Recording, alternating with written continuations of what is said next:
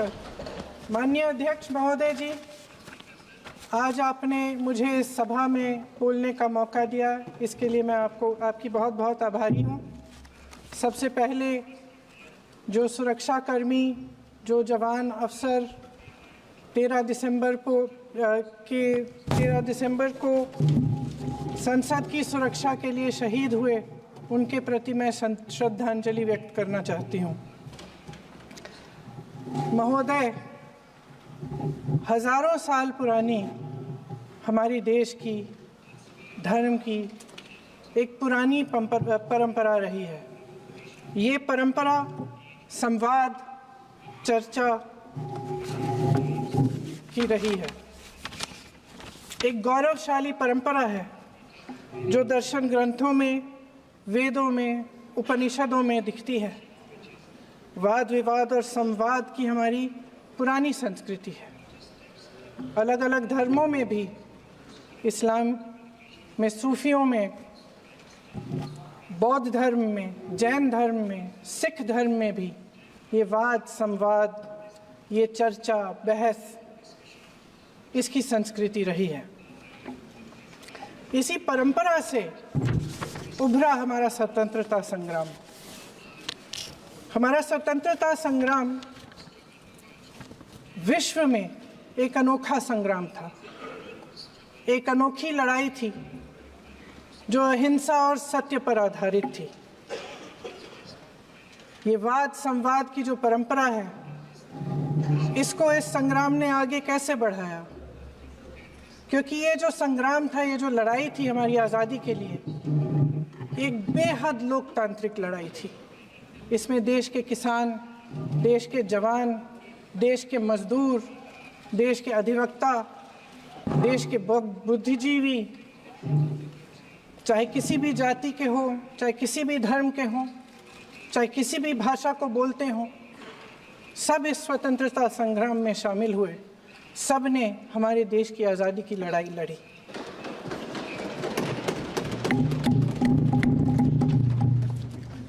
और उसी आज़ादी की लड़ाई से एक आवाज़ उभरी जो हमारी देश की आवाज़ थी।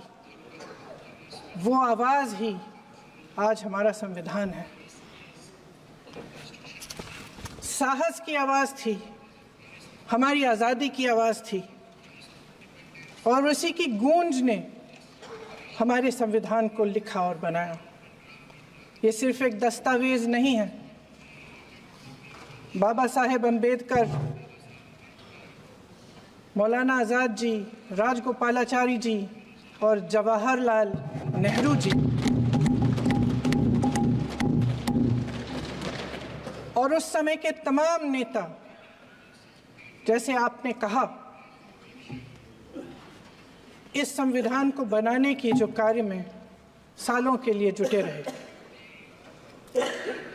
हमारा संविधान इंसाफ, उम्मीद, अभिव्यक्ति और आकांक्षा की वो ज्योत है जो हर हिंदुस्तानी के दिल में जलती है। अध्यक्ष महोदय, इस ज्योत ने हर एक भारतीय को ये पहचानने की शक्ति दी कि उसे न्याय मिलने का अधिकार है, कि उसमें अपने अधिकारों के लिए आवाज़ उठाने की क्षमता है, कि जब वो आवाज़ उठाएगा तो सत्ता को उसके सामने झुकना पड़ेगा। इस संविधान ने हर एक देशवासी को ये अधिकार दिया कि वो सरकार बना भी सकता है और सरकार बदल भी सकता है।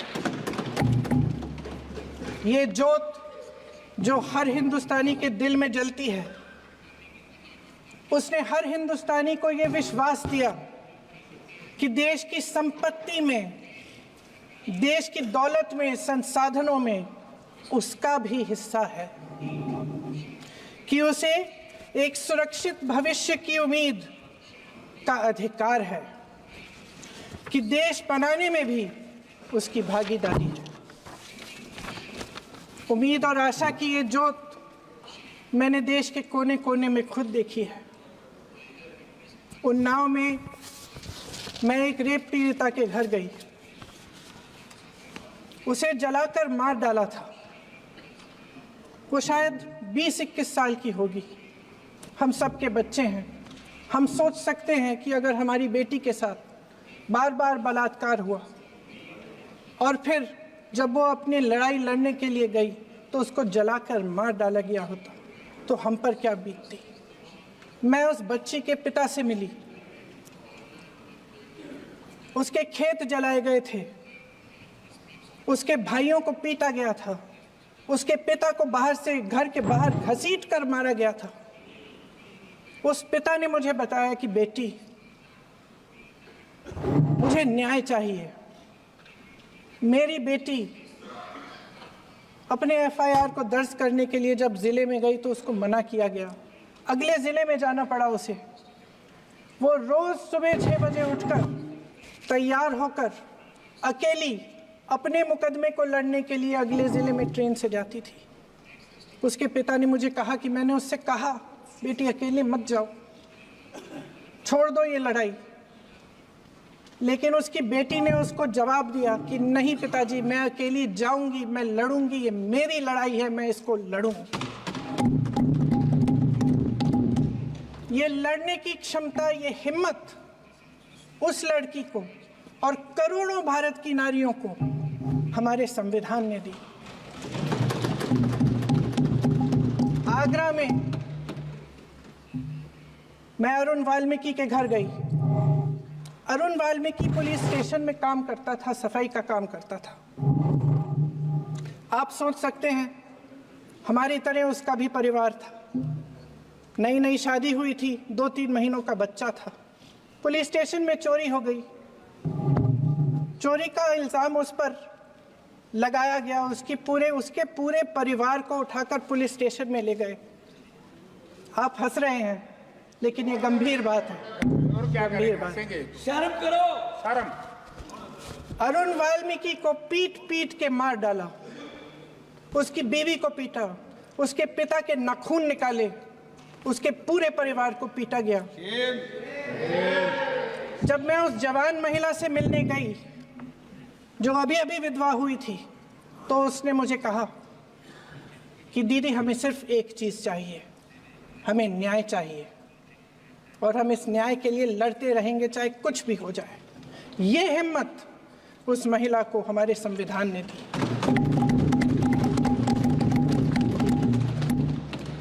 संभल के कुछ लोग आए थे हमसे मिलने जो मृतकों के परिवार के सदस्य थे। उसमें 2 बच्चे थे, अदनान और उजैर। अब सुनिए। उसमें 2 बच्चे थे, अदनान और उजैर।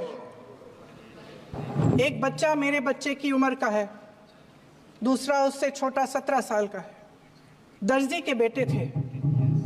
दर्जी का एक ही सपना था कि वो अपने बेटों को पढ़ाएगा, लिखाएगा।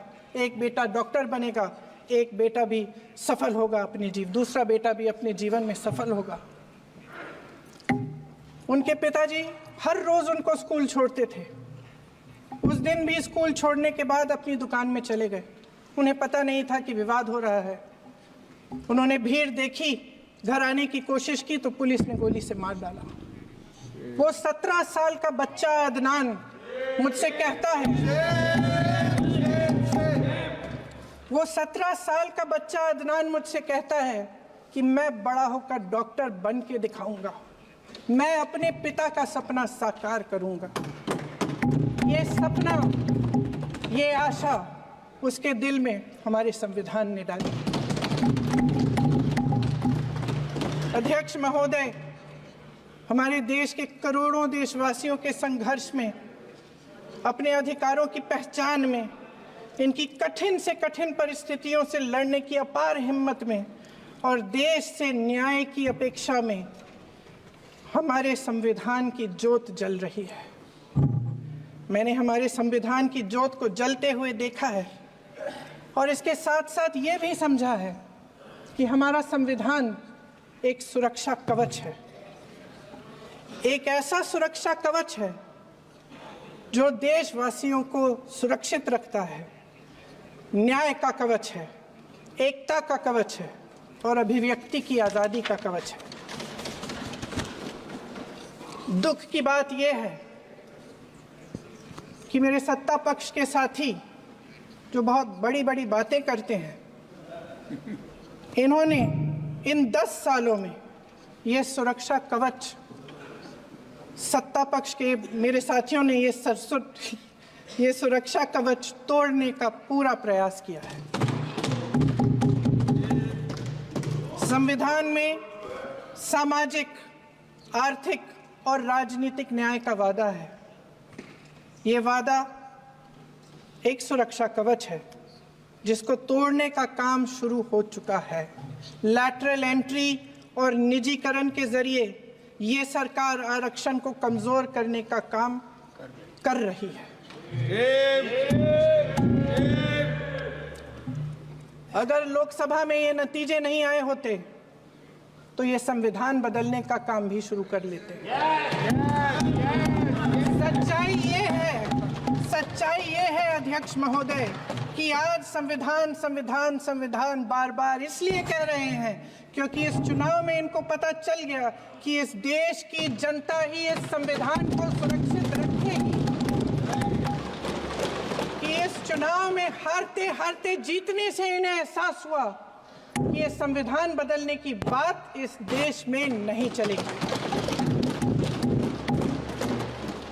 आज जनता की मांग है कि जाति जनगणना हो। सत्ता पक्ष के मेरे साथी ने इसका जिक्र किया। ये जिक्र भी आज इसलिए हो रहा है क्योंकि चुनाव में ये नतीजे आए। ये जाति जनगणना इसलिए जरूरी है ताकि हमें पता चले कि किसकी क्या स्थिति है और नीतियां उस हिसाब से बने। इनकी गंभीरता का प्रमाण ये है कि जब चुनाव में पूरे विपक्ष ने जोरदार आवाज उठाई कि ये जाति जनगणना होनी चाहिए, तो इनका जवाब देखिए। इनका जवाब भैंस भाग भैंस चुरा लेंगे, मंगलसूत्र चुरा लेंगे, इनका ये जवाब था। ये गंभीरता है इनकी जाति जनगणना पर। महोदय, हमारे संविधान ने आर्थिक न्याय की नींव डाली, किसानों, गरीबों और को जमीन बांटी, भूमि सुधार किया, जिसका नाम लेने से कभी कभी आप झिझकते हैं और कभी कभी उनका नाम धड़ाधड़ इस्तेमाल किया जाता है अपने आप को बचाने के लिए। उन्होंने HAL, BHEL, SAIL, GAIL, ONGC, NTPC, railways, IIT, IIM, oil refinery, तमाम PSU बनाए। अध्यक्ष महोदय, उनका नाम पुस्तकों से मिटाया जा सकता है, उनका नाम भाषणों से मिटाया जा सकता है, लेकिन जो उनकी भूमिका रही इस देश की आज़ादी के लिए और इस देश के निर्माण के लिए, वो इस देश में से कभी मिटाया नहीं जा सकता। 75 सालों में जनता का भरोसा रहा कि नीतियां बनेंगी तो जनता की भलाई के लिए बनेंगी। जल जंगल जमीन का अधिकार मिला आदिवासी भाई बहनों को। इंदिरा जी ने बैंकों का राष्ट्रीयकरण करवाया, खदानों का राष्ट्रीयकरण कराया। कांग्रेस और यूपीए की सरकारों में शिक्षा का, भोजन का अधिकार मिला। 75 सालों में जनता का भरोसा मिला। पहले संसद चलती थी तो जनता की उम्मीद होती थी कि सरकार महंगाई और बेरोजगारी पर चर्चा करेगी, कोई उपाय निकालेगी, कोई रास्ता निकालेगी। लोग मानते थे कि अगर कोई नई आर्थिक नीति बनेगी तो देश की अर्थव्यवस्था को मजबूत बनाने के लिए बनेगी, तो भारतीय बाजार को मजबूत बनाने के लिए बनेगी, उनके भविष्य को मजबूत बनाने के लिए बनेगी। किसान और आदिवासी भाई बहन भरोसा करते थे कि यदि जमीन के कानून में संशोधन होगा तो उन्हीं की भलाई के लिए होगा। आप नारी शक्ति की बात करते हैं। आज चुनाव की वजह से शायद इतनी बातचीत हो रही है नारी शक्ति के बारे में, क्योंकि हमारे संविधान ने महिलाओं को ये अधिकार दिया, उनकी शक्ति को परिवर्तित किया वोट में, और आज आपको पहचानना पड़ रहा है कि महिलाओं के बिना, कि नारी शक्ति के बिना ये सरकारें नहीं बन सकती हैं। इसीलिए आज आप नारी शक्ति की बातें दोहरा रहे हैं। जो आप नारी शक्ति का अधिनियम लाए हैं उसको लागू क्यों नहीं करते? वो 10 साल बाद लागू क्यों होगा? क्या आज की नारी 10 साल इंतजार करेगी उसके लागू करने के लिए? क्या बात है, क्या बात है।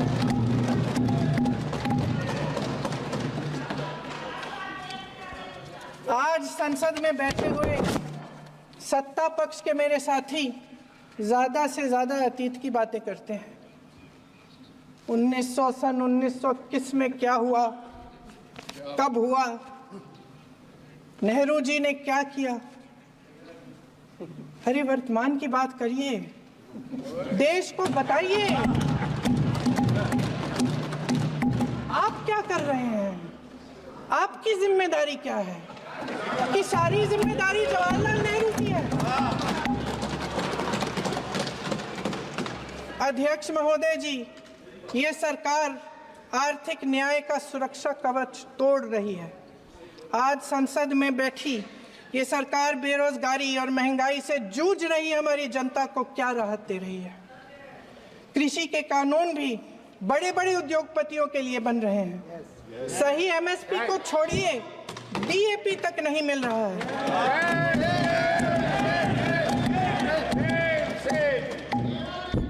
वायनाड से लेकर ललितपुर तक इस देश का किसान रो रहा है। आपदा आती है तो उसको कोई राहत नहीं मिलती।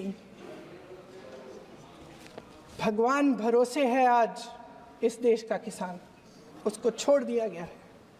आज हिमाचल में देखिए, जितने भी कानून बने हैं वो सब बड़े बड़े उद्योगपतियों के लिए बन रहे हैं।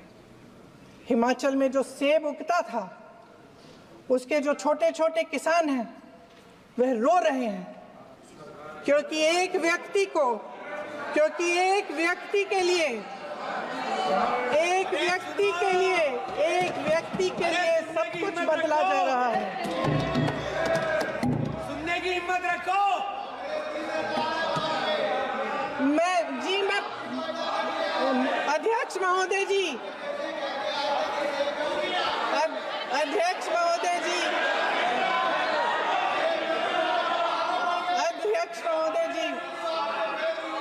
अध्यक्ष महोदय जी, अडानी जी को सारे कोल्ड स्टोरेज प्रदेश की सरकार ने नहीं दिए। अडानी जी को सारे कोल्ड स्टोरेज आपकी सरकार ने दिए। देश देख रहा है कि एक व्यक्ति को बचाने के लिए 142 करोड़ देश की जनता को नकारा जा रहा है। सारे बिजनेस, सारे संसाधन, सारी दौलत, सारे मौके एक ही व्यक्ति को सौंपे जा रहे हैं। सारे बंदरगाह, एयरपोर्ट्स, सड़कें, रेलवे का काम, कारखाने, खदानें, सरकारी कंपनियां सिर्फ एक व्यक्ति को दी जा रही है। जनता के मन में हमेशा ये विश्वास होता था कि अगर कुछ नहीं है तो संविधान हमारी सुरक्षा करेगा, मगर आज आम लोगों के बीच ये धारणा बनती चली जा रही है कि सरकार सिर्फ अडानी जी के मुनाफे के लिए चल रही है। देश में बहुत तेजी से गैर बराबरी बढ़ रही है। जो गरीब है वो और गरीब हो रहा है, जो अमीर है वो और अमीर हो रहा है। इस सरकार ने आर्थिक न्याय की भी सुरक्षा कवच तोड़ दिया है। राजनीतिक न्याय की जब बात होती है, मेरे सत्ता पक्ष के साथी आज खड़े हुए और तमाम गिनती करने लग गए कि ऐसा हुआ वैसा हुआ, 1975 में जो हुआ। तो सीख लीजिए ना, आप भी सीख लीजिए। आप भी अपनी गलतियों के लिए माफी मांग लीजिए। आप भी बैलेट पे चुनाव कर लीजिए। दूध का दूध पानी का पानी हो जाएगा।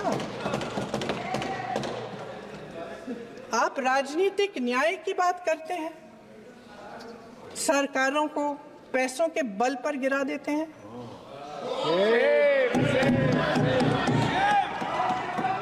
मेरा आग्रह है कि अपन संविधान में सकारात्मक बोले।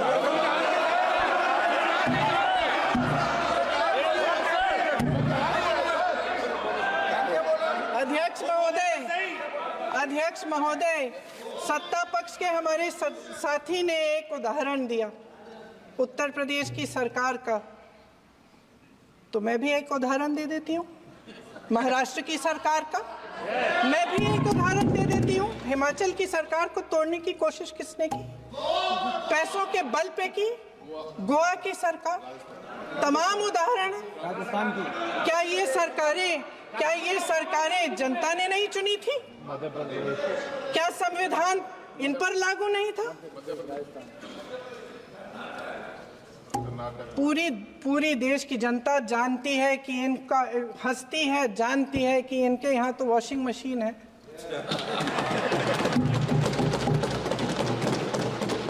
जो यहाँ से वहाँ जाता है वो धुल जाता है। इस तरफ दाग, उस तरफ स्वच्छता। और मेरे कई ऐसे साथी हैं जो इस तरफ होते थे उस तरफ चले गए,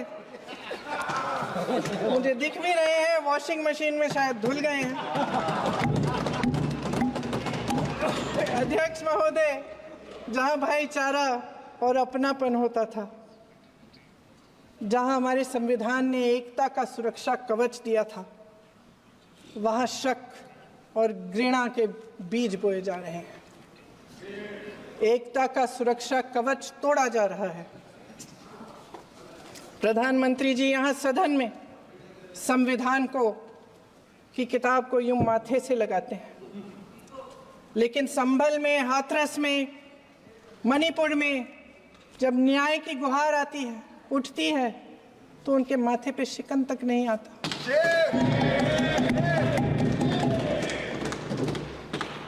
शायद समझ नहीं पाए हैं कि भारत का संविधान संघ का विधान नहीं है।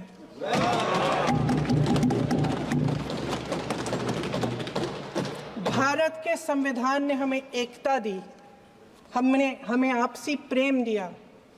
उस मोहब्बत की दुकान जिस पर आपको हंसी आती है, उसके साथ करोड़ों देशवासी चले। करोड़ों देशवासियों के दिल में एक दूसरे के लिए प्रेम है, घृणा नहीं है।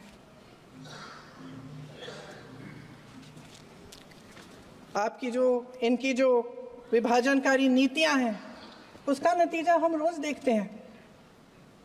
राजनीतिक फायदे के लिए संविधान को छोड़िए, देश की एकता को भी ये रख नहीं सकते, इसकी सुरक्षा नहीं कर सकते। हमने संभल में देखा, मणिपुर में देखा। दरअसल इनका कहना है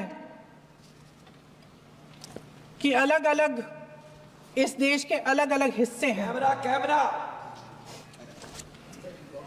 लेकिन हमारा संविधान कहता है कि ये देश एक है और ये देश एक रहेगा। जहां खुला विवाद होता था, अभिव्यक्ति का सुरक्षा कवच होता था, इन्होंने भय का माहौल पैदा किया है। सत्ता पक्ष के मेरे साथी अक्सर 75 सालों की बात करते हैं, लेकिन इन 75 सालों में ये उम्मीद, आशा, ये अभिव्यक्ति की ज्योति कभी थमी नहीं, कभी बुझी नहीं। इस देश की जनता ने खुलकर आलोचना की, निडर होकर धरने किए, प्रदर्शन किए।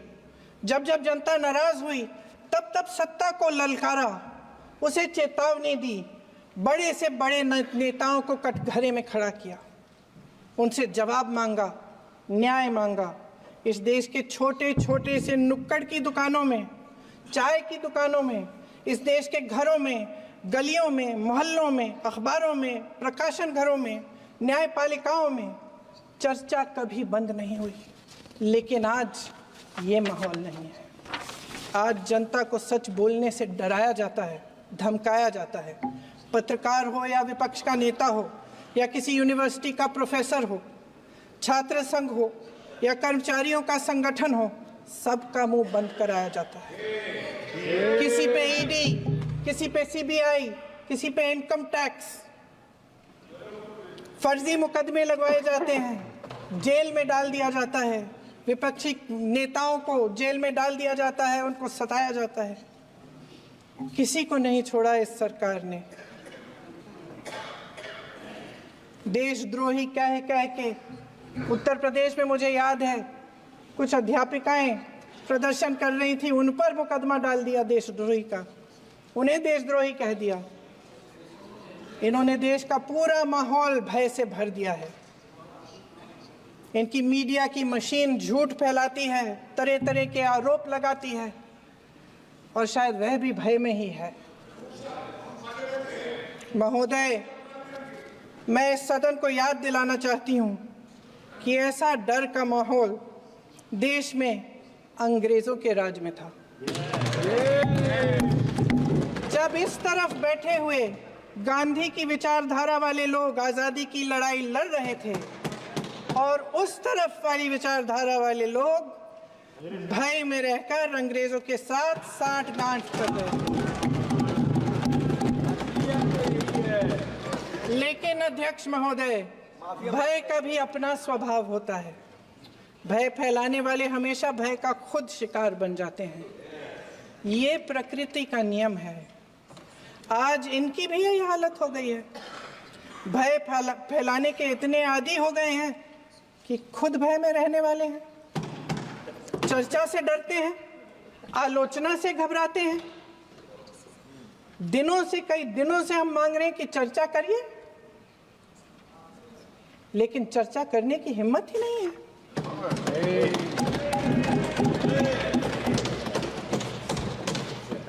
एक कहानी होती थी अध्यक्ष महोदय, शायद बचपन में आपने भी सुनी होगी।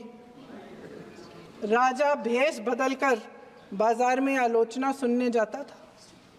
ये सुनने जाता था कि प्रजा मेरे बारे में क्या कह रही है, मैं सही रास्ते पे चल रहा हूं कि नहीं। लेकिन आज का राजा, भेष तो बदलते हैं आज के राजा, शौक तो है उनको भेष बदलने का, लेकिन न जनता के बीच जाने की हिम्मत है और न आलोचना सुनने की। महोदय, मैं तो सदन में नहीं हूं।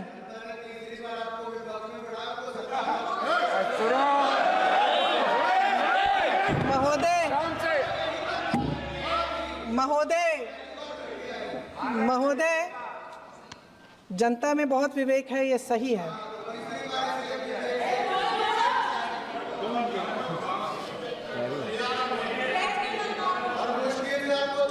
अच्छा महोदय, मैं सदन में नहीं हूँ, कुछ, हाँ ठीक है, मैं सदन में नहीं हूँ, मात्र 15 दिनों से आ रही हूँ। लेकिन मुझे ताज्जुब होता है कि इन 15 दिनों में इतनी बड़े इश्यूज हैं, इतनी बड़ी बातें हैं, प्रधानमंत्री जी मात्र एक दिन के लिए, शायद 10 मिनट के लिए दिखे हैं सब।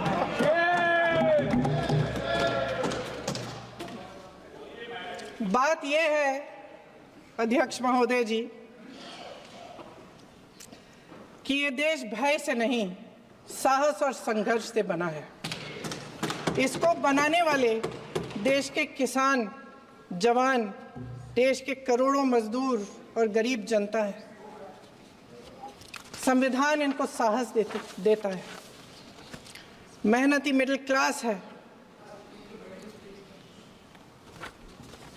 और इस देश के जो करोड़ों देशवासी हैं, जो रोजाना भयंकर परिस्थितियों का सामना करते हैं, उनको साहस देता है।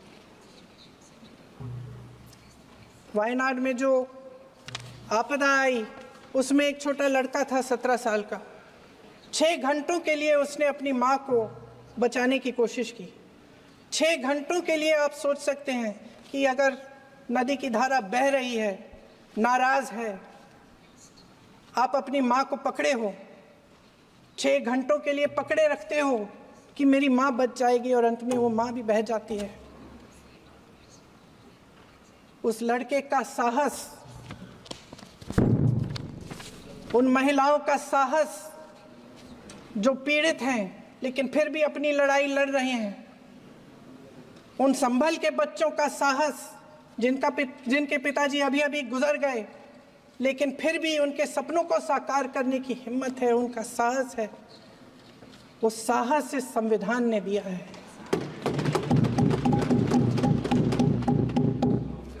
वो आत्मविश्वास इस संविधान ने दिया है। ये देश भय से नहीं चल सकता, ये देश साहस से ही चलेगा।